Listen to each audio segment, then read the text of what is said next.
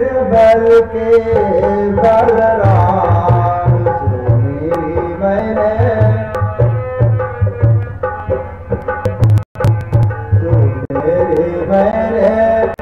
निर्बल के बलराम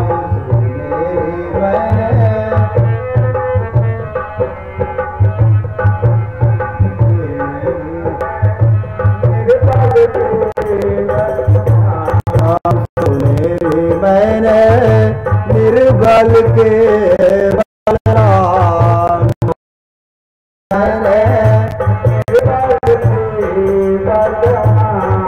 सुनेरी मैंने निर्बल के बलराम सुनेरी मैंने निर्बल के बलराम बोल कन्हैया लाल की जय। एक सज्जन पुरुष थे और बहुत अच्छे थे। एक बार वो बम्बई चले गए और उनको हिंदी बोलना आता था और अंग्रेजी बोलना नहीं आता था। चले गए बम्बई, किसी तरह से एक हफ्ता बिताए। उसके बाद सोचते हैं कि अंग्रेजी बोलना हमको आता नहीं, हम कैसे यहाँ रह पाएंगे। तो यही सोच समझ करके घर चले आते हैं। घर आने के बाद सोचते हैं किसी गुरुजी के यहाँ चलें और अंग्रेजी बोलना सीख लें। भगवान की माया, एक गुरुजी के पास जाते हैं, गुरुजी हमको अंग्रेजी बोलना सिखा दीजिए, पढ़ना नहीं केवल बोलना सिखा दीजिए। गुरुजी कहा आएंगे, कहा ठीक गुरुजी हम समय से आ जाएंगे।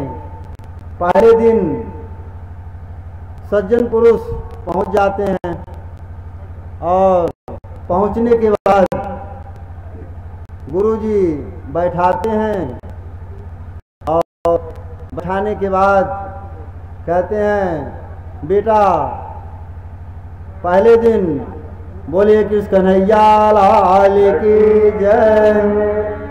पहले दिन क्या सिखाते हैं? यस, यस माने हाँ, भोजन पानी अच्छा है, यस, घर परिवार अच्छा है, यस। अब यही यस यस सीखने में 3 दिन लग गया उनको। यही यस यस सीखने में 3 दिन लग गया। अब वही यस यस करते हुए वही रास्ता पकड़ करके जा रहे हैं। सज्जन पुरुष वही यस करते करते वही रास्ता पकड़ करके जा रहे हैं। उधर से एक पहलवान आ रहे हैं डंडा लेकर के।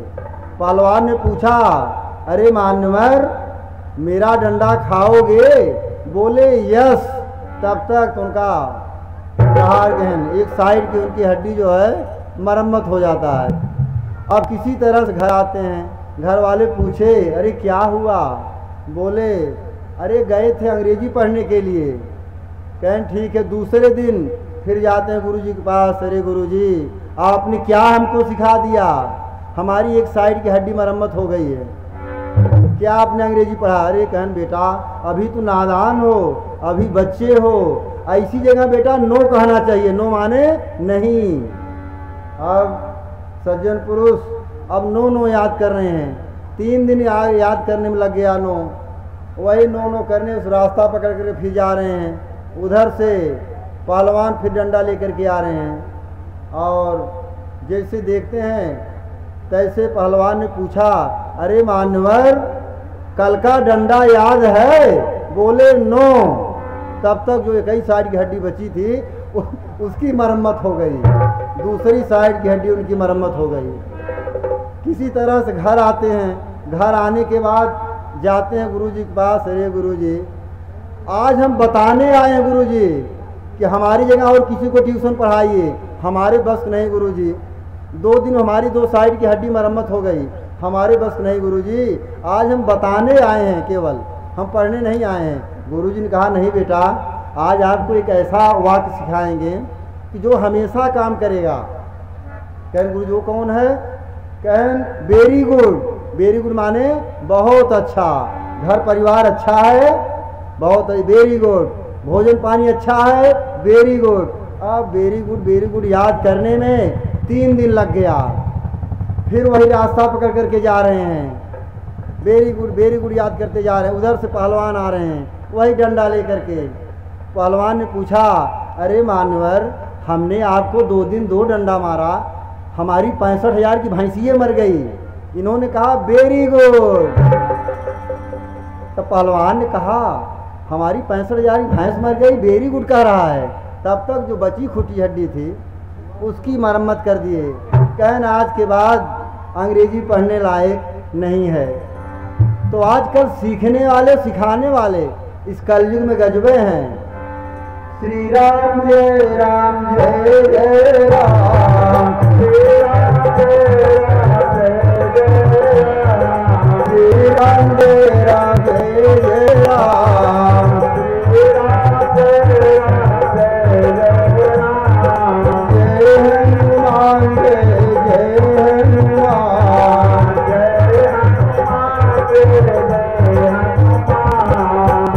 हनुमान, जय हनुमान, जय हनुमान, दीन दयाल बिरद संभारे,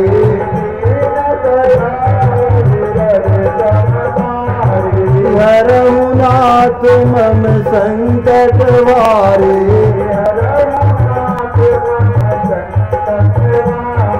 श्री राम जय राम, जय जय राम,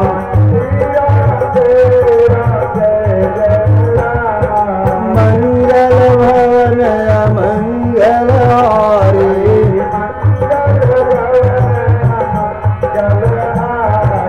द्रवहु सुदशरथ अजिर बिहारे,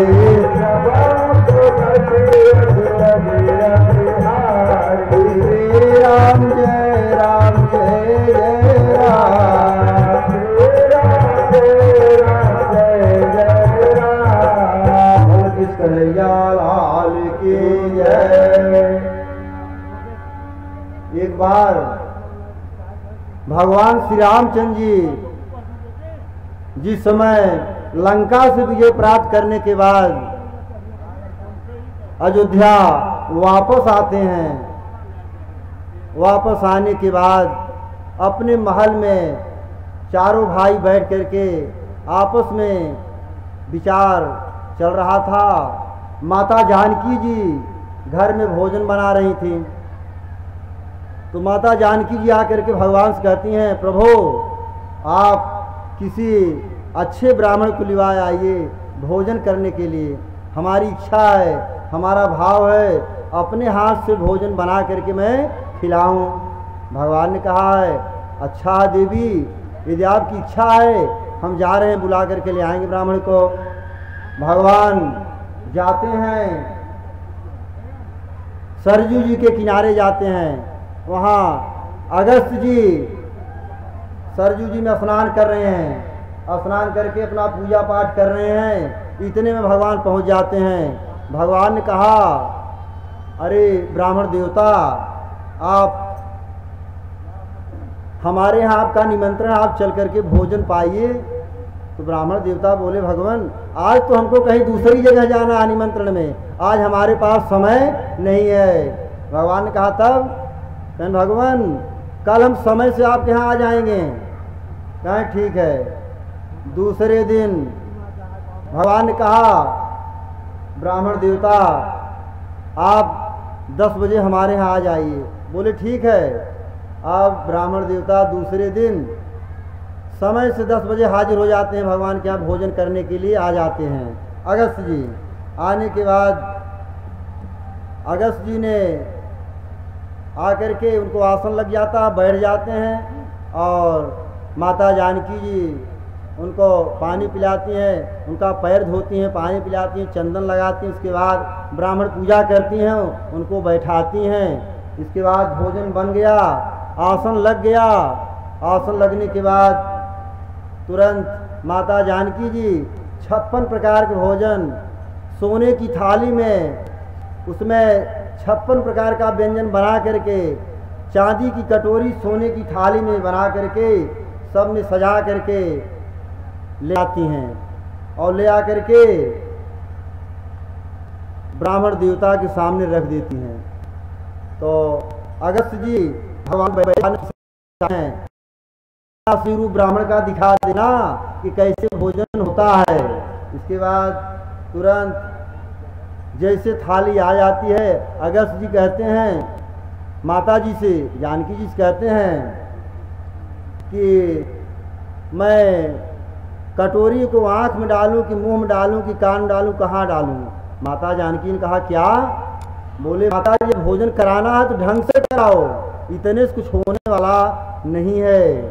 माता ने कहा ठीक है देवता आप भोजन पाइए पहले, और मैं व्यवस्था भंडारे में चल रहा रसोई में, मैं बना करके आपको खिलाती रहूँगी। तुरंत दिन के 11 बजे से भोजन आरंभ हुआ। दिन के 11 बजे से भोजन आरंभ हो जाता है और भोजन शुरू हो गया। सूर्यास्त होने वाला है, अभी तक डकार नहीं आ रही ब्राह्मण देवता को। भोजन चल रहा, अखंड भोजन।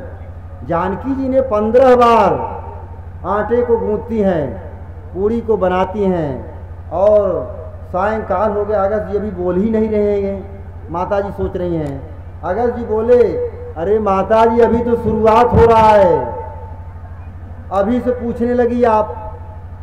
जानकी जी ने कहा अरे बाबा मैं पूछने नहीं आई हूँ, आप प्रेम से भोजन पाइए, मैं अभी आती हूँ। जानकी जी ने गणेश जी को बुला लेती हैं। गणेश जी की दोनों पत्नियों आती हैं और रिद्धि सिद्धि आ जाती हैं। जिस घर में रिद्धि सिद्धि आकर के बैठ जाए वहाँ किसी चीज़ की कमी नहीं रहती। जानकी जी बोली देखो महाराज अगस्त जी आज भोजन कर रहे हैं, लेकिन यहाँ से खाली न जाने पावे, उनको पेट भर भोजन करा करके तब यहाँ से जाएं, और कुछ भी हो जाए भूखे यहाँ से न जा पाएं।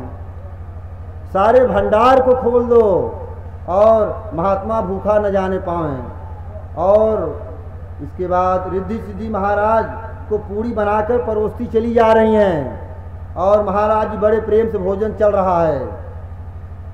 3 दिन और 3 रात्रि हो गए, एकदम अखंड भोजन चल रहा है, रुक नहीं रहा है। इसके बाद महात्मा जी और जानकी जी रसोई में अंदर जाती बाहर आती हैं और रिद्धि सिद्धि के सामने माता जानकी ने गणपति जी को बुलाया। गणेश जी रसोई में बनकर आ जाते हैं, नवनीत को बुला लेते हैं, पूरे खानदान को बुला लेते हैं उनके, और नवनीत सब मिलकर के पूड़ी को बेल रही हैं और गणपति महाराज झरिया में पूड़ी निकाल कर अगस्त महाराज को परोसते चले जा रहे हैं। महाराज जी मुंह में उड़ेलते चले जा रहे हैं। पूरा सुबह शनिचर हो गए हैं, लगातार अखंड भोजन चल रहा है। 15 दिन हो गए अभी तक बंद नहीं हुआ, बिना रुके भोजन चल रहा है। जब 16वां दिन हो गया तब अगस्त जी के चेहरे पे तनकी भी सिकुड़न नहीं आया, कोई सिकुड़न नहीं आया। वो तो अब विश्राम गति से भोजन कर रहे हैं, भोजन नहीं रुक रहा, चल रहा है। अब भोजन में व्यस्त रहें। जब 17वां दिन हो गया तो माता जानकी जी बड़ी चिंतित हो गई कि महाराज मैं आपसे प्रणाम करने आई हूँ, क्या पानी की भी ज़रूरत है? तो महाराज जी बोले माता जी जब पानी की ज़रूरत पड़ेगी तो मैं मांग लूँगा, अभी पानी की ज़रूरत नहीं, अभी तो मेरा भोजन चल रहा है, अभी प्रणाम कर रही हो। अगस्त जी बोले चिरंजीव सौभाग्यवती रहो देवी, लेकिन अभी बात करने का समय नहीं है, अभी तो भोजन चल रहा है और भोजन व्यस्त हूँ। वार्तावाद क्यों? जानकी जी बोली मैं क्या करूँ? कोई बात नहीं, आप खाइए भोजन, आधा भोजन हो गया तो पानी पीना चाहिए। अगस्त बोले चिंता मत करो देवी, जब जल की ज़रूरत होगी तो मैं मांग लूँगा। जानकी जी बोले हे भगवान, भगवान के सामने आती हैं, हे भगवान आपने कैसे दिव्य ब्राह्मण को ले आया कि आज भोजन कराने में परेशान हो चुकी हूँ। 17 दिन हो गए अभी भोजन उनका बंद नहीं हुआ, महाराज का भोग चल रहा है। 17वां दिन सूर्यास्त होने वाला है। भगवान राघवेंद्र आ जाते हैं। भगवान के आने के बाद तुरंत भगवान, जब भगवान को देखा, जानकी जी चिंतित पड़ी हैं और गणेश जी महाराज चिंता में पड़े हैं। रिद्धि सिद्धि नवनीत सब लोग हार मान लिए कि क्या करूं, और भगवान श्री रामचंद्र जी जानकी जी से कहा, क्यों देवी क्या हुआ? रोज रोज आप कहती थी किसी दिव्य ब्राह्मण को बुलाओ, भोजन कराओ, आज क्या हुआ? ऐसे ब्राह्मण मेरे घर आने के बाद अब कभी मत बुलाना कर रहे हैं। ऐसा नहीं, श्रद्धा की टांग तुमने तोड़ करके रख दिया। भगवान ने कहा, बोल श्री रामचंद्र की जय। इसके बाद भगवान की माया, जब 17वें दिन हो गया, भगवान आ जाते हैं, तुरंत वहीं से इशारा कर देते हैं, बस सब रहने दीजिए, सब लोग हार चुके हैं। तब ब्राह्मण देवता हार मान करके वो ब्राह्मण देवता भोजन कर लेते हैं। उसके बाद 18वें दिन जब पूरे हो गए, तब बोले अभी आधा हुआ कि नहीं? कहे नहीं, पूर्ण हो गया भोजन। भगवान बोले रोज बोलती थी कि भोजन कराओ, आज क्या हुआ? भगवान रसोई घर के द्वार पर गए, महाराज भोजन कर रहे हैं। अगर महाराज भोजन करते करते तिरछी नजर से भगवान की तरफ देखते हैं तो भगवान इशारा कर देते हैं कि अब बस यहीं रहने दो। भगवान की माया, सारा काम तो भगवान के हिसाब से हो ही रहा था। 18वें दिन शाम को डकार आई, अब पानी की ज़रूरत है। कह रहे हैं अब पानी की ज़रूरत है, पानी ले आओ। तो माता जानकी जी कह रहे हैं जब 18 दिन भोजन करने में लग गया तो पानी की भी ज़रूरत मैं नहीं दे पाऊँगी, लगता है एक आध ट्यूबवेल चलवाना पड़ेगा तभी पूरा पड़ेगा, इसके पहले पूरा होने वाला नहीं है। इसके बाद भगवान ने कहा, देवी महाराज के लिए जल की व्यवस्था करो। जानकी जी बोली, हमारे पास कोई जल की व्यवस्था नहीं है, भोजन कराने में तो मैं तंग आ गई, अब पानी की व्यवस्था मैं कहाँ से करूँ, पानी कहाँ से लाऊँ? एक दो आधे घड़े से काम चलने वाला नहीं है। अगस्त जी बोले, माता जी पानी भी पीते हैं तो ढंग से पीते हैं, थोड़ा थोड़ा से नहीं पीते, पीते हैं तो ढंग से पीते हैं, और रोज रोज पीते भी नहीं, 2-4 दिन में एक बार पीते हैं। पानी की व्यवस्था नहीं हो पाती। और आप तो महाराज संत है ये हैं, एक युग में आप भोजन करें, दूसरे युग में आप पानी पीजिएगा। द्वापर युग जब आएगा, द्वापर युग गिरिराज मैं उठाऊंगा और क्रोध में आकर इंद्र जितनी जल की वृष्टि करेंगे, 3 महीने तक जल की वृष्टि होती रहेगी, सारा जल आप पान करिएगा। इसके बाद अगस्त जी बोले, ठीक भगवान, जैसी आपकी इच्छा भगवान। वहीं संतुष्ट हो जाते हैं। जब कुछ दिन सुदर्शन जो है एक जगह बैठ करके अगस्त सुदर्शन जल को सुखा रहे हैं, शेषनाग नीचे जा करके बांध लगा करके बैठे हैं, 3 महीने का जल सारा पान कर गए अगस्त जी। वहीं संतुष्टि मिल गई। बोले कृष्ण कन्हैया लाल की जय, बोले हनुमंत लाल की जय। तेरी बन गई है गोविंद गुण गाए से